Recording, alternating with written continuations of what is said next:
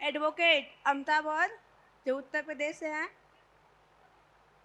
वो स्टेज पे आए और 15 मिनट में अपनी बातें रखने का कष्ट करें।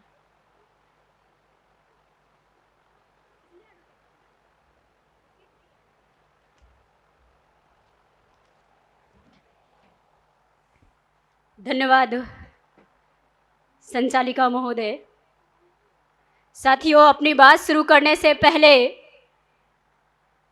मूल निवासी बहुजन समाज में जन्मे सभी संतों, गुरुओं, वीरांगनाओं को, जिन लोगों ने असमानता के विरोध में समानता का प्रचार प्रसार किया, जिन महापुरुषों महानायकों ने हमें मान सम्मान, स्वाभिमान, शिक्षा, संपत्ति, संरक्षण, वोट का अधिकार दिया, उन सभी महापुरुषों महानायकों को नमन करते हुए आप सभी क्रांतिकारी साथियों को जय मूल निवासी, जय भारत बोलती। सम्मानित मंच, सामने उपस्थित श्रोतागण, आज बहुत ही दर्दनाक विषय पे हम यहाँ चर्चा कर रहे हैं और जो दर्दनाक विषय है, मैं विषय को दोहरा के अपना समय जाया नहीं करना चाहती। मैं सीधे आपको अपने विषय पर बात रखने का प्रयास करती हूँ। कोई गली ऐसी बताइए जहां महिलाएं, लड़कियां बेखौफ घूम सके। आज इस भारत देश में क्या है कि चुनौतियों के वार को सहना पड़ेगा, चुनौतियों के वार को सहना पड़ेगा, सच को सच तुम्हें कहना पड़ेगा। चुनौतियों के वार को सहना पड़ेगा, सच को सच तुम्हें कहना पड़ेगा। दुनिया दो नाव पे पांव रखती है, दुनिया दो नाव पे पांव रखती है, तुम्हें एक नाव पर ही पांव रखना पड़ेगा। साथियों, इस देश में हम महापुरुषों के और महानायकों के सपनों का भारत बनाना चाहते हैं। हम ऐसी भारत चाहते हैं जहां पे स्वामी रामा पेरियार साहब कहते हैं, आजाद भारत का सिद्धांत होता है हमारे घर की जो बेटी है वो रात में 12 बजे 2 किलोमीटर पैदल जाए और सुरक्षित वापस घर लौट के आए तो कहा जाए कि भारत आजाद हो गया। लेकिन आज ऐसा कुछ भी नहीं। इस देश में होता क्या है, आज महिलाओं के समर्थन में बोलने का मतलब मेरा ये नहीं है कि मैं पुरुष विरोधी हूं। हमारे पुरुष भाइयों को बुरा नहीं लगना चाहिए, इसलिए महिलाओं के समर्थन में आज जो बातें बोलूंगी उस बात को आपको गौर करना होगा और अपने घर की बहन बेटी, अपने समाज की बहन बेटियों को एज्यूम करना होगा, सपोर्ट करके सोचना होगा। इस देश में साथियों क्या है कि किसी भी देश की समाज की प्रगति, डॉक्टर बाबा साहब अम्बेडकर कहते हैं, हम किसी भी देश में समाज की प्रगति वहां की महिलाओं की उन्नति के आधार पे मापते हैं। लेकिन आज ऐसा है क्या? ज्योतिराव फूले कहते हैं, अगर एक पुरुष शिक्षित होता है तो वो अकेला शिक्षित होता है, अगर एक महिला शिक्षित होती है तो पूरा परिवार शिक्षित होता है। ये महिलाएं जो समाज की शिल्पकार है, आज उनके साथ अन्याय अत्याचार कितना हो रहा है। साथियों, हमारे देश में क्या है कि लहरों की अदालत में बेखौफ की गुहार है। लहरों की, या हम आज के समय में कह ले कि बहरों की अदालत में बेखौफ का गुहार है। सजा भी उसी को मिली है जिसके तीर जिगर के पार है।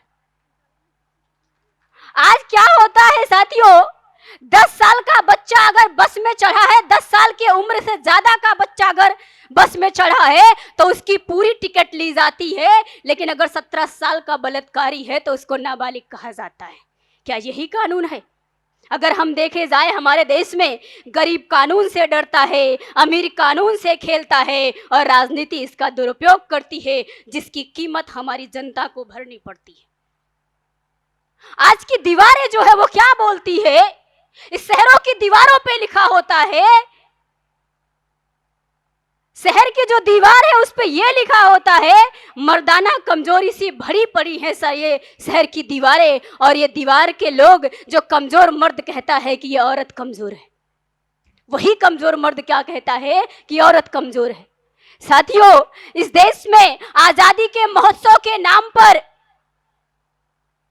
जिन लोगों को जेल से रिहा किया गया, बलात्कारी अन्याय अत्याचारियों को जेल से रिहा करा गया और उनको सम्मान पूर्वक स्थान दिया गया, समाज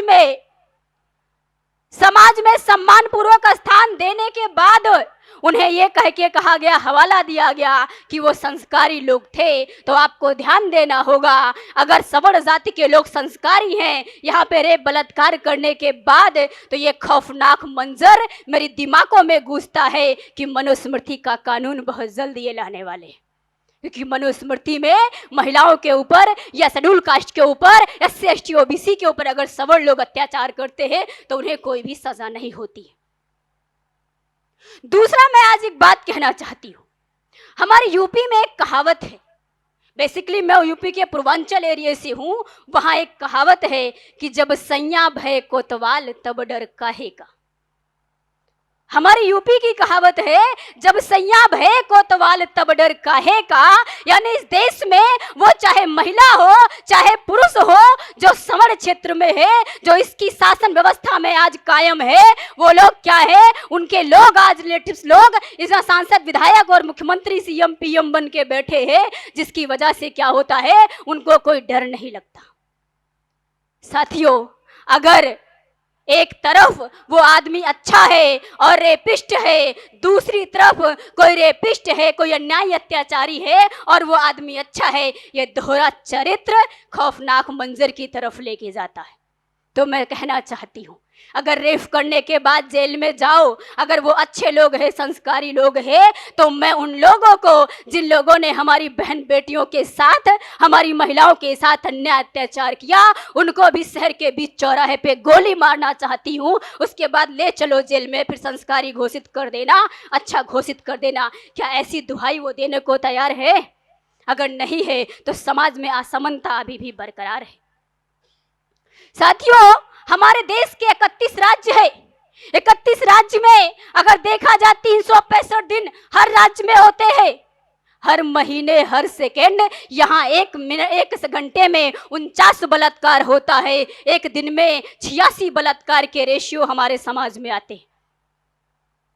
साथियों, मुझे एक कहावत याद आती है, जब ये दर्दनाक मंजर खौफ सुनने को मिलता है तो आज की जो हमारी महिलाएं हैं, हमारी बेटियां हैं, वो घर से बाहर निकलने में कतराती है। बाबर का एक बहुत फेमस स्टेटमेंट है, जब वो सरायपुर का युद्ध हार गया 1504 में, सेंट्रल एशिया उसके हाथ से चला गया। युद्ध हारने के बाद उनके साथियों ने पूछा, आप क्या करेंगे? बोले, भगवान का शुक्रिया अदा करेंगे। बोले, अच्छा, हारने के बाद भगवान का शुक्रिया अदा करोगे, ये क्या है?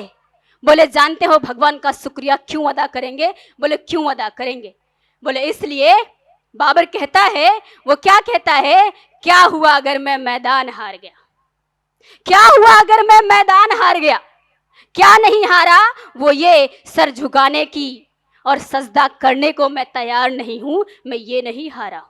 उसी तरीके से आप महिलाओं को मैं कहना चाहती हूँ, आपके हाथ में जो बेलन है, ये सिर्फ रोटियां बेलने के लिए नहीं है। आपके हाथ में बंदूक दे करके सीमा पे इस देश की रक्षा भी कर सकती है। आपको ये बात ध्यान देना होगा। आपकी कोख केवल एक बच्चा पैदा करने के लिए नहीं है, आपकी कोख से वो शेर और शेरनी पैदा होगी, जो जज बनकर जिन लोगों ने हमारे साथ रेप बलात्कार अन्याय अत्याचार किया है, उनके खिलाफ भी वो फांसी की सजा सुना सकती है। साथियों, हमारे लोगों को इस बात को ध्यान में देते हुए मैं इस भारत में आपको ये बात बताना चाहती हूँ कि हमारे लोग, हमारे महापुरुष महानायकों ने जो आज़ाद भारत का सपना देखा था, उस आज़ाद भारत को बनाने के लिए हम महिलाओं को पूरा योगदान करना पड़ेगा। चंद लाइनों के साथ बात को खत्म करना चाहती हूँ। लुटेरा है अगर आज़ाद तो अपमान सबका है। लुटेरा है अगर आजाद तो अपमान सबका है। लुटी है एक बेटी तो लुटा सम्मान सबका है। बनो इंसान पहले छोड़कर तुम बात मजहब की, बनो इंसान पहले छोड़कर तुम बात मजहब की। लड़ो मिलकर दरिंदों से, ये वतन, ये सम्मान, ये आसमान सबका है। इसी के साथ मुझे यहाँ बोलने का मौका मिला। आप सभी को धन्यवाद देती हूँ। सभी को धन्यवाद। जय मूल निवासी, जय भारत।